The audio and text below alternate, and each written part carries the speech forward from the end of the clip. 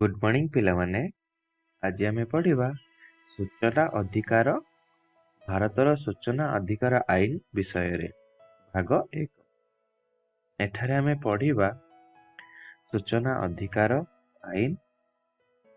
सूचना अधिकार आईन रो मुख्य उद्देश्य, सूचना किपरि मिली पारिबो, लोक सूचना अधिकारींको कर्तव्य, केंद्रीय सूचना आयोग बा कमिशन विषय रे। एबे देखिबा सूचना अधिकार विषय रे। Means right to information.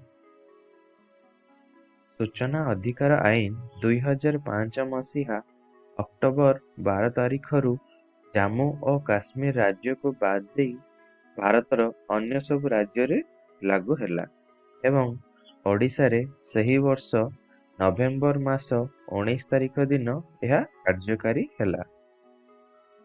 भारतर सर्वोच्च न्यायालय मतरे भारत संविधान तृतीय भागर धारा 19 रे नागरिक मानंकु जेउ वाक स्वाधीनता मौलिक अधिकार रूपे प्रदान करा जाइछि, सूचना अधिकार ताहार एक अंश विशेष।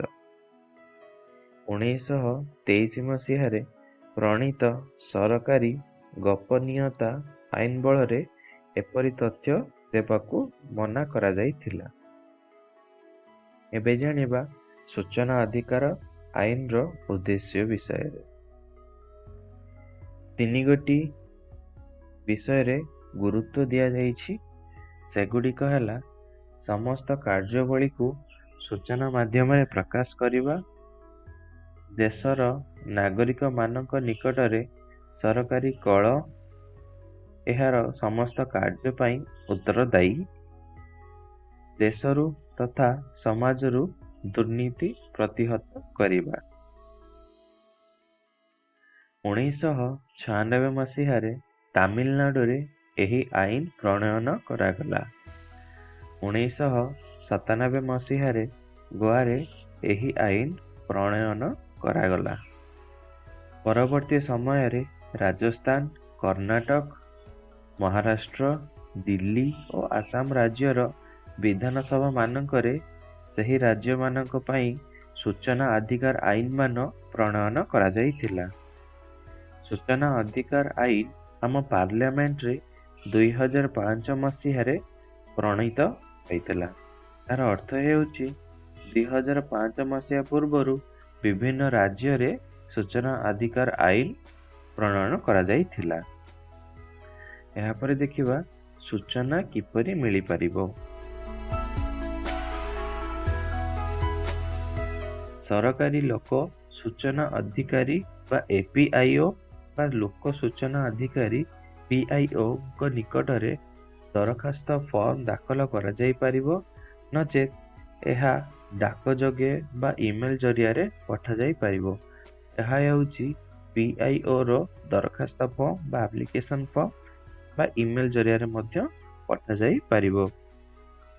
आम देशर जेकोनोसी नागरिक जे कोनोसी घटना निष्पत्ति बा योजनार कार्यकारिता संपर्क रे तथ्य पाइबाकू चाहिए से निर्दिष्ट फॉर्म रे दरखास्त करि परिबे। केवल दारिद्र्य सीमारेखा तले थिबा बा बीपीएल दरखास्तकारी मानंकू कोनोसी फीस दबाकू पड़िबो नाही। अन्य माने 10 टंका लेखाएं फीस देबे। एही फीस सीधा सड़क भावे नगद अर्थ आकार रे बा ट्रेजरी चालान जरिया रे दिया जाई पारिबो। केतेक तथ्य को बाद दे आवेदनकारी अन्य जेकोनोसी तथ्य जानिबाकू चाहंती ताहा तांकू जोगाई दिया जाई पारिबो। मात्र 20 वर्षरु अधिक पूर्वर घटना होइथिले से संपर्कित तथ्य दिया जाई पारिबो नाही। आवेदनकारी दरखास्त देबार 30 दिन मध्यरे तांकू सूचना देबाकू पड़िबो। एपरिकी सूचना जदि कोनोसी व्यक्तिक जीवन बा व्यक्तिगत ସ୍ୱାଧୀନତା ସମ୍ପର୍କିତ ଅଟେ, ତେବେ ତାହା 48 ଘଣ୍ଟା ମଧ୍ୟରେ ସେହି ସୂଚନା ଦିଆଯିବ।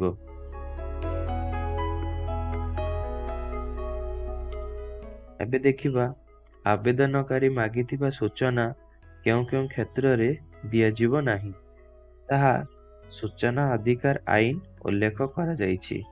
ସେଗୁଡ଼ିକ ହେଲା ଦେଶର ସାର୍ବଭୌମ ସଂହତି, ଅଖଣ୍ଡତା ଓ ନିରାପତ୍ତା ପ୍ରତି ଆଞ୍ଚ ଆସୁଥିବା ଭଳି ସୂଚନା ଯଦି ସାମରିକ, ବୈଜ୍ଞାନିକ ଗବେଷଣା ବା ଅର୍ଥନୈତିକ ସ୍ୱାର୍ଥ ସମ୍ପର୍କିତ ହୋଇଥାଏ, ସୂଚନା ଯଦି ଅନ୍ୟ ରାଷ୍ଟ୍ର ସହିତ ସମ୍ପର୍କକୁ କ୍ଷୁଣ୍ଣ କଲା ଭଳି ଅଥବା କୌଣସି ଅପରାଧ ଘଟାଇବା ଭଳି ହୋଇଥାଏ, ସୂଚନା ଯଦି ପାର୍ଲିଆମେଣ୍ଟ ବା ରାଜ୍ୟ ବିଧାନ ମଣ୍ଡଳର ସ୍ୱାଧିକାର ଭଙ୍ଗ କଲା ଭଳି ହୋଇଥାଏ, ସୂଚନା ଦେବାକୁ ଯଦି ଅଧିକ ସରକାରୀ ସମ୍ବଳ ଦରକାର ପଡୁଥାଏ, ମନ୍ତ୍ରିମଣ୍ଡଳ ବୈଠକରେ ବା ସଚିବ ବା ଅନ୍ୟ ଅଫିସ ସ୍ତରୀୟ ବୈଠକରେ କିଏ କ'ଣ କହିଲେ ସେ ସୂଚନା ଦିଆଯାଇ ପାରିବ ନାହିଁ, କିନ୍ତୁ ବୈଠକର ନିଷ୍ପତ୍ତି ବିଷୟରେ ସମ୍ପର୍କିତ ସୂଚନା ମିଳିପାରିବ। ଯେଉଁ ସୂଚନା ପ୍ରକାଶ କରିବା ପାଇଁ ନ୍ୟାୟାଳୟ ବାରଣ କରିଥାନ୍ତି ବା ଯାହାକୁ ଘୋଷଣା କଲେ ନ୍ୟାୟାଳୟ ପ୍ରତି ଅବମାନନା ହେବାର ସମ୍ଭାବନା ଥାଏ, ସେପରି କୌଣସି ସୂଚନା ଦେଇହେବ ନାହିଁ। ଚତୁର୍ଥ ଧାରାରେ ପ୍ରତ୍ୟେକ ଅଫିସ ବା କାର୍ଯ୍ୟାଳୟ ନିଜ ଆଡୁ କେତେକ ସୂଚନା ଦେବା ପାଇଁ ନିର୍ଦ୍ଦେଶ ରହିଛି। ଏବେ ଦେଖିବା ଲୋକ ସୂଚନା ଅଧିକାରୀଙ୍କ କର୍ତ୍ତବ୍ୟ। ପ୍ରଥମେ ଆବେଦନକାରୀ ଦରଖାସ୍ତଟିକୁ ଲେଖିପାରୁନଥିବେ, ତେବେ ଦରଖାସ୍ତଟିକୁ ଲେଖିବାରେ ଲୋକ ସୂଚନା ଅଧିକାରୀ ତାଙ୍କୁ ସାହାଯ୍ୟ କରିବେ। ଆବେଦନକାରୀଙ୍କ ଠାରୁ ପ୍ରଥମେ ସେ ହିଁ ଦରଖାସ୍ତ ଗ୍ରହଣ କରିବେ। ଯଦି ଲୋକ ସୂଚନା ଅଧିକାରୀଙ୍କ ଅଫିସରେ ଆବେଦନକାରୀ ମାଗିଥିବା ତଥ୍ୟ ନଥାଏ ଓ ତାହା ଅନ୍ୟ ଅଫିସରେ ମିଳିବ, ତେବେ ଅତି ବେଶୀରେ 5 ଦିନ ମଧ୍ୟରେ ଦରଖାସ୍ତଟିକୁ ସେହି ଅଫିସରେ ଥିବା ସମ୍ପୃକ୍ତ ଅଫିସରଙ୍କ ନିକଟକୁ ସେ ପଠାଇ ଦେବେ ଏବଂ ତାହା ଦରଖାସ୍ତକାରୀଙ୍କୁ ଜଣାଇବେ। ଦରଖାସ୍ତ ପାଇବା ପରେ ଅତି ବେଶୀରେ 30 ଦିନ ମଧ୍ୟରେ ସୂଚନା ଦେବାକୁ ପଡ଼ିବ। ଜୀବନ ବା ସ୍ୱାଧୀନତା ପ୍ରତି ବିପଦ ଥିବା କ୍ଷେତ୍ରରେ 2 ଦିନ ମଧ୍ୟରେ ସୂଚନା ଦେବାକୁ ପଡ଼ିବ। ଯଦି ସୂଚନା ଦିଆଯାଇ ପାରିବ ନାହିଁ, ତେବେ ଆଇନର କେଉଁ ଧାରା ଓ କେଉଁ ଉପଧାରାରେ ସେଥିପାଇଁ ବାରଣ କରାଯାଇଛି, ତାହା ଲୋକ ସୂଚନା ଅଧିକାରୀ ଲିଖିତ ଭାବରେ ଦରଖାସ୍ତକାରୀଙ୍କୁ ଜଣାଇବେ। ଯଦି ନିର୍ଦ୍ଦିଷ୍ଟ ସମୟ ସୀମା ମଧ୍ୟରେ ସୂଚନା ନ ମିଳିଲା, ତେବେ ଲୋକ ସୂଚନା ଅଧିକାରୀ ତାହା ଦେବାକୁ ମନା କଲେ ବୋଲି ଧରି ନିଆଯିବ। ଆବେଦନକାରୀ ଚାହିଁବା ଅନୁସାରେ ସୂଚନାଟିକୁ ତାଙ୍କୁ ବ୍ୟକ୍ତିଗତ ବା ରେଜିଷ୍ଟର୍ଡ କାର୍ଡ ବା ସ୍ପିଡ୍ ପୋଷ୍ଟ ଦ୍ୱାରା ଲୋକ ସୂଚନା ଅଧିକାରୀ ତାଙ୍କ ନିକଟକୁ ପଠାଇବେ ଓ ସେ ସବୁର ଖର୍ଚ୍ଚ ଦରଖାସ୍ତକାରୀ ବହନ କରିବେ। ଏବେ ଦେଖିବା କେନ୍ଦ୍ରୀୟ ସୂଚନା ଆୟୋଗ ବା କମିଶନ ବିଷୟରେ। କେନ୍ଦ୍ରୀୟ ସୂଚନା କମିଶନର ମୁଖ୍ୟ ସୂଚନା ଆୟୁକ୍ତ ବା ମୁଖ୍ୟ ସୂଚନା କମିଶନର ଚିଫ୍ ଇନଫର୍ମେସନ କମିଶନର ରହିବେ। ମୁଖ୍ୟ ସୂଚନା କମିଶନରଙ୍କ ବ୍ୟତୀତ ସର୍ବାଧିକ 10 ଜଣ କେନ୍ଦ୍ରୀୟ ସୂଚନା ଆୟୁକ୍ତ ବା ସୂଚନା କମିଶନରଙ୍କୁ ମଧ୍ୟ ନିଯୁକ୍ତି କରାଯିବ।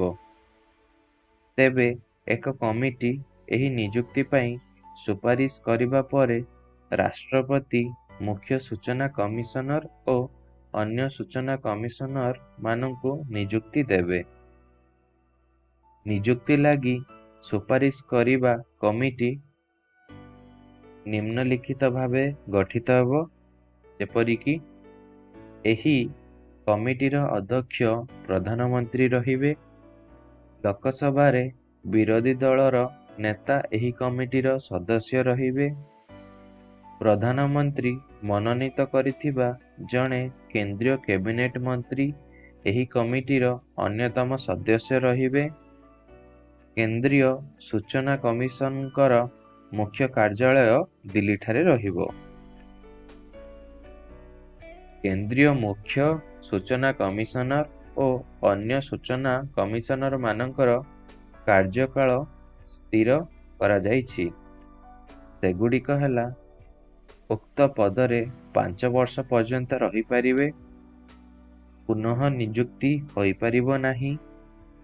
65 वर्ष परे उक्त पदवी रे कार्य करि पारिबे नाही।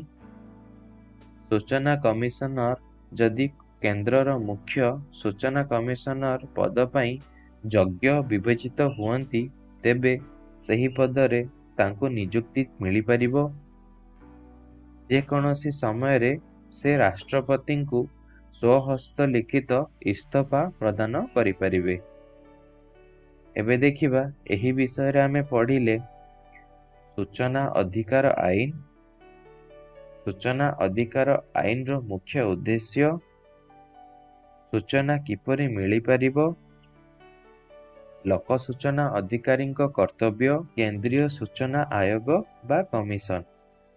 परवर्ती अध्याय रे आमे पढ़िबा राज्य सूचना कमिशन, केंद्रीय सूचना कमिशन और राज्य सूचना कमिशन क्षमता, दरखास्त किपरि अपील करि पारिबे एवं एही आईन रे थिबा शास्ति विधान व्यवस्था उपरे।